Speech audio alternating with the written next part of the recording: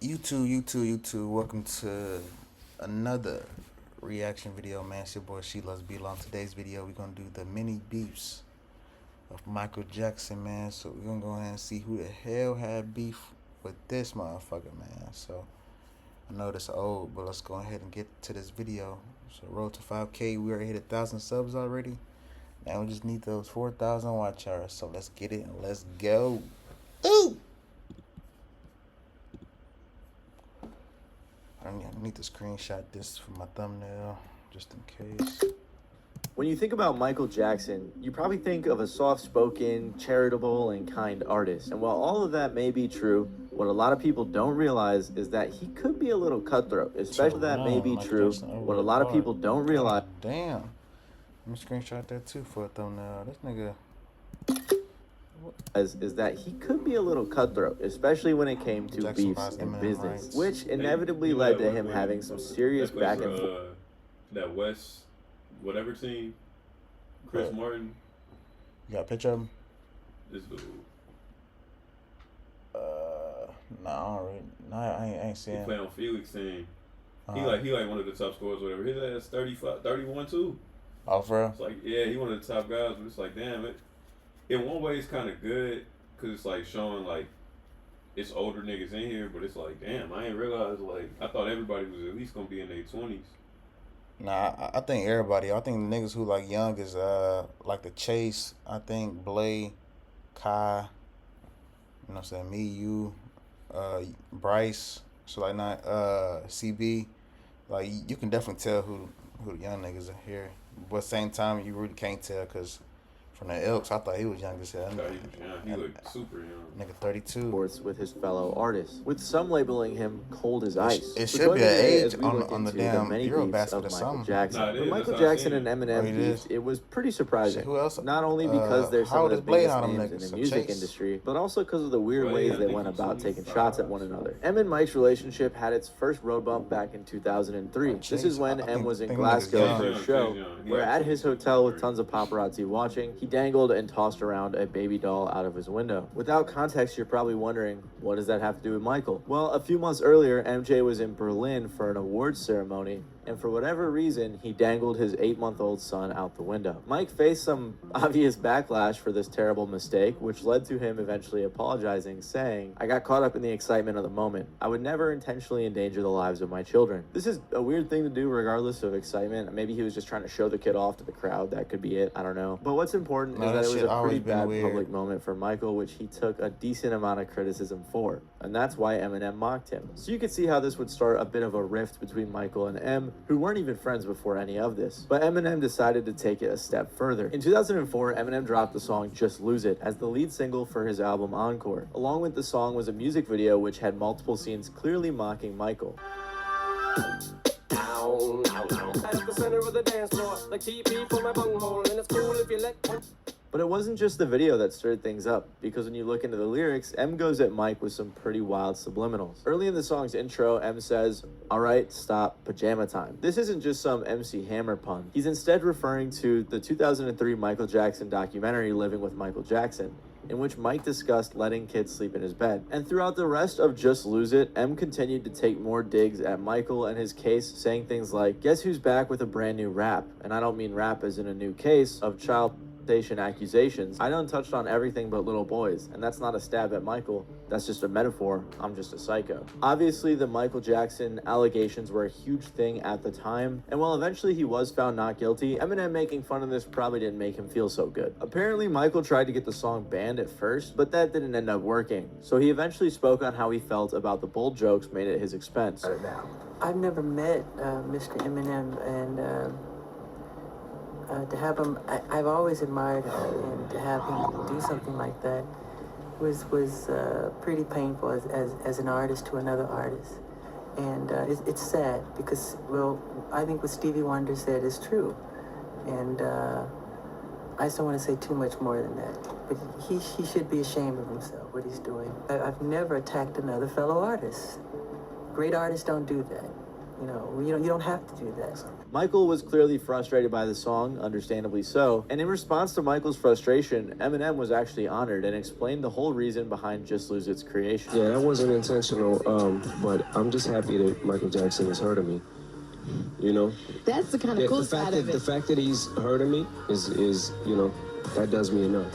But like the personal things, that was not planned. It was making no personal judgment from Michael Jackson. It was not, you know what I'm saying? Like, it was completely meant to be all in Jack. The beef up until this point was pretty one-sided, and after this, it went pretty silent. That wasn't until in 2007 when things subtly reignited behind the scenes with Michael's Sony ATV publishing partnership. This group already owned a significant amount of projects for major artists, but then they secured Viacom's famous music catalog for $370 million, which included a lot of Eminem's back catalog. Some fans theorized that this was all a part of Michael's get back for Just Lose It. While the purchase of famous music included some famous names like Shakira, Eminem was considerably one of the most valuable, with hits like Without Me and The Real Slim Shady now being owned by Michael's publishing partnership. A lot of people like to make it seem like Michael Jackson just kind of went out there and bought only Eminem's catalog, which was not the case. So even if the move wasn't meant as direct revenge, it's still a pretty funny and wild way to end the beef. And like I said, there isn't really any concrete evidence that the purchase was made solely to spite M, but it has become a trend for Michael to buy the music of those he beefed with, because he did it again to Paul McCartney of the Beatles. Unlike with Eminem, Paul McCartney and Michael Jackson actually started out as friends. In the early 70s, they first started working together, with Paul somewhat taking Mike under his wing. As the years went by, the two continued collaborating, eventually growing so close that Michael would stay with Paul and his wife while recording in London. In the early 80s, they recorded multiple songs together, including Say, Say, Say and The Girl Is Mine. My work is easy because I use ClickUp. Here's how AI gives me all the answers. Since all our company info, which is one of my personal favorites from the two, which both ended up going platinum. Michael originally fancied writing some stuff with me, and I thought it was a good idea. So he came over here to England, and we just hung out for a little while and got to know each other a bit, and ended up writing 2 songs. One night at dinner while Michael was living with Paul in London, the two started talking about publishing and song ownership. During this conversation, Paul took out a notebook which had a list of all of the songs he owned publishing rights to. I said, you got to get a really good manager, because it's all going to be coming in and it could all go out if you don't. And I said, and you ought to think of getting into song publishing. For a business, you ought to think about music publishing. It's because it's very good business. You love music. I'm into it. It does very well. It's a nice, easy business for a musician to be in. And it's a very rewarding business, because it's music, it's songs, beautiful songs. He was trying to tell Michael that investing in music catalogs and publishing rights was the right thing to do. It was a smart investment. And Michael took this advice to heart, in the same conversation even insisting that he would buy Paul's music one day. However, as bold as it sounded, Michael wasn't joking, and it ended up being one of the best financial moves he ever made. At this time, Paul was pretty deep into the music publishing investment game. He owned a bunch of songs and catalogs. He learned this the hard way, though, after being almost forced to sell the rights to the Beatles' music in the 60s. This was due to a tax problem in Britain at the time, and to avoid paying about 90% on their earnings. So to dodge this, he created Northern Songs Ltd. and later took the company public. While this was a smart move at the time, the decision ended up turning bad in 1969, when the Beatles publishers sold their shares of the company to Britain's Associated Television, also known as ATV. Sound familiar? None of the Beatles members or any other shareholders of Northern Songs were aware of this sale or even able to prevent it regardless. When they did eventually find out about it, counterbid attempts were made, but in the end failed. Which means not only did they lose the majority of their company, but they also lost the publishing rights to their music. The whole ordeal ended up becoming an example in the industry of why you should never sell your music's publishing rights, a lesson which Michael learned a lot from himself. Throughout the next few years, Michael started buying up decent-sized catalogs across the industry. At first, passing up on most of the options presented to him, only buying music which he had an affection for. But when Michael's career really started taking off, he had a ton more money to play with, which led to him diving deeper into the publishing game. Eventually, in 1985, Michael's team approached him about the massive ATV catalog being up for sale, asking if he wanted to make an offer. Initially, he was only buying copyrights, but the ATV package came with a bunch more. including studios, equipment, and even life insurance policies, which was common for publishers to take out on their biggest artists, one of which was for Paul. Apparently, over the years, Paul had made some weak attempts to bid for ATV, but never anything worth considering. It's believed that Paul just really wanted his music and not the thousands of other songs and things that it came with. However, since the Beatles tracks made up a significant portion of the catalog's value, it was hard for ATV to agree to selling one without the other. And eventually, Michael decided to buy ATV Publishing for $47.5 million, which officially granted him ownership to thousands of songs, including 251 Beatles songs. When Paul became aware of this, he was pretty pissed off at Michael, and he said, "I think it's dodgy to do something like that. To be someone's friend and then buy the rug they're standing on." Michael allegedly tried to call Paul many times to talk things out, but in his frustration, Paul hung up every time. As more time passed, Michael used the Beatles songs in numerous projects, profiting significantly off the publishing rights. In response, Paul reached out a bunch and tried to prevent this, arguing that the music being used in commercials and other things cheapened it. But Michael continued saying that, oh, it will only make the music bigger and more people will hear it and give you more exposure. In 1990, Michael and Paul finally met to discuss their problems. But I do intend to have a word with him. I spoke to him in LA, actually. You did? Yeah, and said, look, we've got to come to a good understanding here, because there are a number of things I don't like about how he runs the company. In our case, the trouble is, like the Nike thing that came up, I don't know if you heard about that, but the trouble is that we never did do commercials. With the Beatles, we had all those offers. Paul said to Michael that he was basically tricked into selling his copyrights while he was young, and now he feels betrayed that his old friend is using this mistake to profit off his music. Michael was claiming that he didn't mean to hurt anyone by doing this, and he was confused. Shortly after this, Paul's attorney reached out to Michael's team and stated that the two artists agreed that Paul's royalties for his music would be increased. However, when Michael's team asked him if this was true, Michael shot this down, saying they never agreed on it. And in response, Paul's team threatened to sue. Apparently, behind the scenes, Michael felt that Paul had many chances to buy his music back, but passed on them because he was too cheap. So now that he owns them and Paul has a problem with it, Michael believed he had no duty to make things right. Which, I don't know, from my perspective, look, I love Michael Jackson, he's dope, but that seems a little snaky, I'll be honest. Years later, in 2001, Paul said, "So we haven't talked and we don't have that great a relationship. The trouble is, I wrote those songs for nothing, and buying them back at these phenomenal sums, I just can't do it." To which Michael responded, "Oh, Paul, that's just business." I love picturing him saying that in his voice. That's so funny. This sentiment continued for years as Paul held a reasonable resentment towards Michael. Eventually, when he tragically passed, Sony/ATV purchased the final shares in a deal with Michael's family worth $750 million. Since Michael's passing, Paul has expressed that he no longer holds much anger about the situation anymore. While he still believes his initial response was valid, there's obviously no point in pursuing it any further. And in the end, in 2018, Paul was able to start getting a bunch of his music back from Sony/ATV through some legal loopholes following a lawsuit and a private legal settlement. So at the end of the day, it's kind of crazy. Paul got his publishing rights back like half a century later. This feud was very public and very direct, but Michael's beef with Prince was a lot more subliminal and spurred on by fans. While Michael Jackson dominated the music game for years, it's hard to talk about pop in the 80s without bringing up Prince. Both artists contributed to the genre in major ways. Throughout their respective solo careers, the two artists rose in step with each other, growing in an almost parallel way. In some cases, they both even dropped projects at the exact same time. Although while their release schedule and rise was pretty similar, the content of their character and music was pretty contrasted. One fan said about Prince,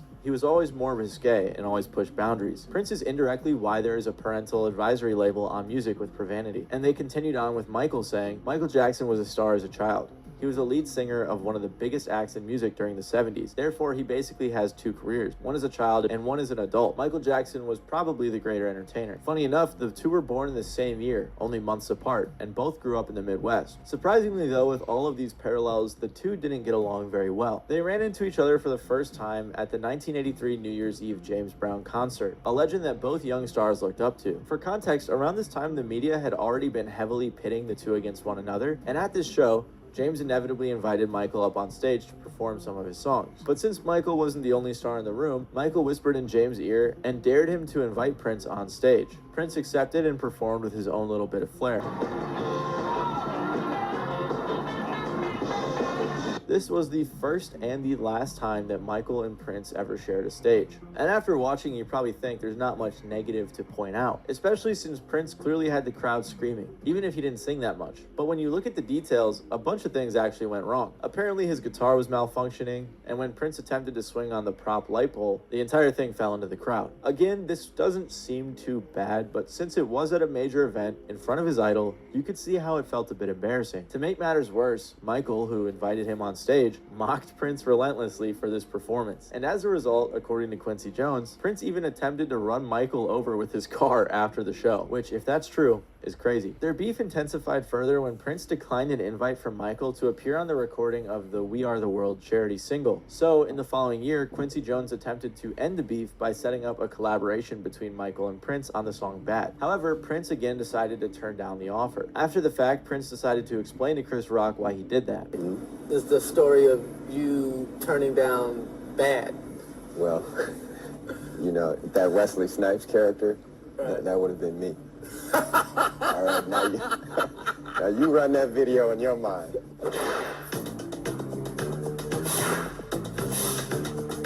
The first line of that song is "Your butt is mine." Your butt is mine. Now I said, who's gonna sing that to whom? Cause you sure ain't singing it to me, and I sure ain't singing it to you. So, in response to this and other sneak disses, Michael said in a later released audio recording for his 1988 Moonwalk memoir, "I don't like to be compared to Prince at all. I have proven myself since I was real little. He feels like he's my opponent. I hope he changes because, boy, he's gonna get hurt. He's the type that might commit suicide or something." Mike added on saying, "He was so rude, one of the rudest people I've ever met. Prince is very competitive. He's been very mean and nasty to me and my family," which is one of the few direct confrontations of this beef. In the following years, the two continued to have little run-ins here and there, with Michael repeating his attempts to bury the hatchet and Prince also repeating his denials. It wasn't until Michael's death that Prince appeared to experience a change of heart. After hearing about Michael's passing, Prince allegedly canceled rehearsal and went home, where he locked himself in his room for days. In further interviews, he spoke on this, saying, "It's always sad to lose someone you loved. I didn't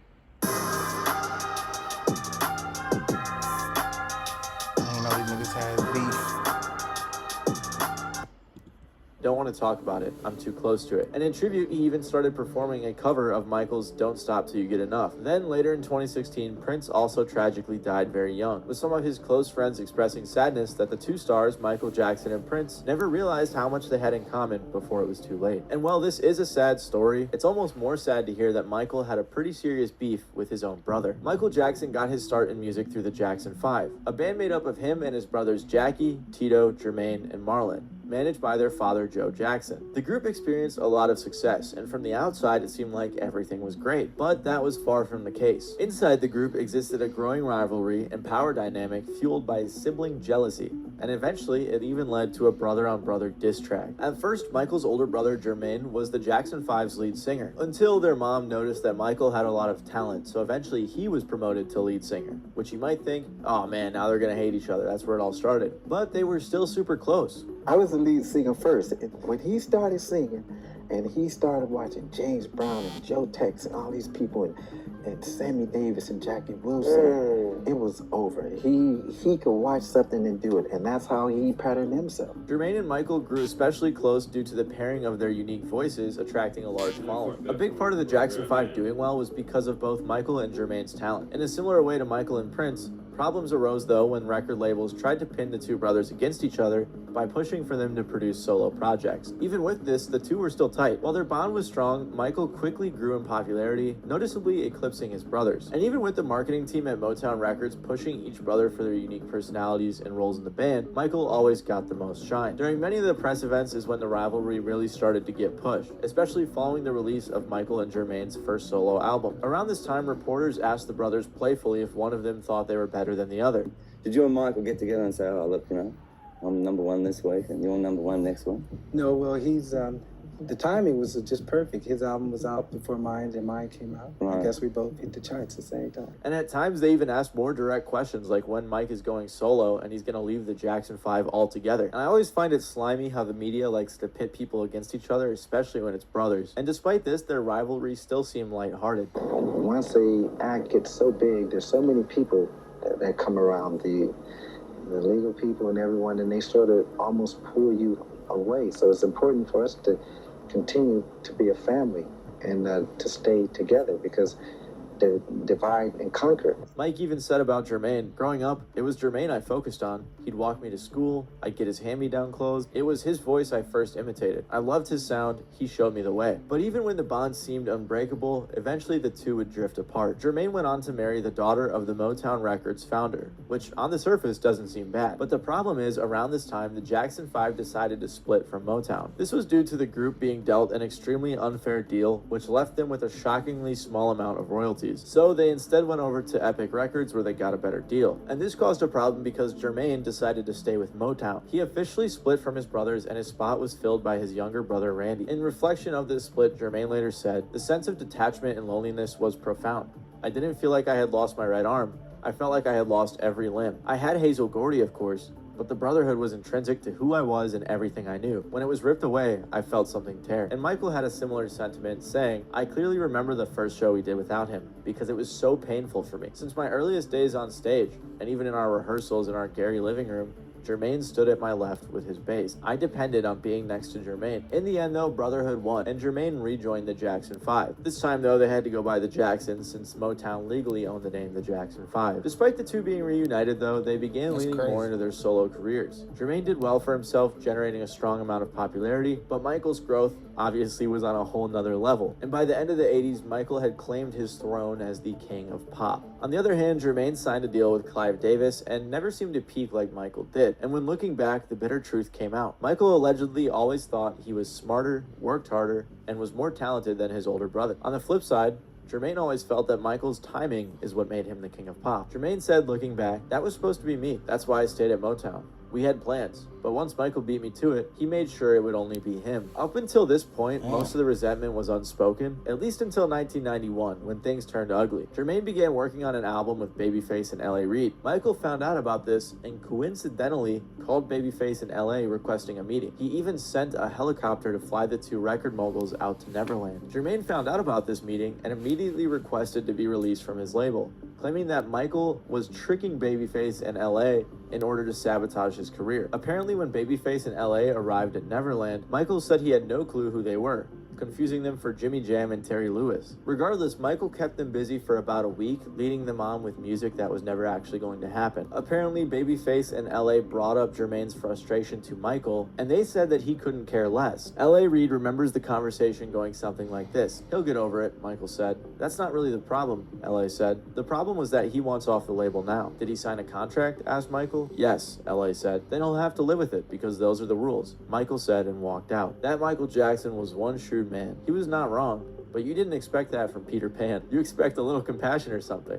No. Cold as ice. And after about a week, Babyface and L.A. returned home to continue their work with Jermaine. While there isn't concrete evidence proving Michael's point was to delay his brother's work, many fans and people connected to the situation believe it was the case. Especially Jermaine, who, when L.A. and Babyface got back to Atlanta, decided he was going to make a diss track on his own brother. The vicious track was titled "Word to the Bad" and featured lyrics denouncing Michael as shallow and selfish. Jermaine even went at Mike for allegedly changing his skin color and obtaining plastic surgery. He also said that Michael hadn't answered his phone calls for months. What is it, 1984 to 1992?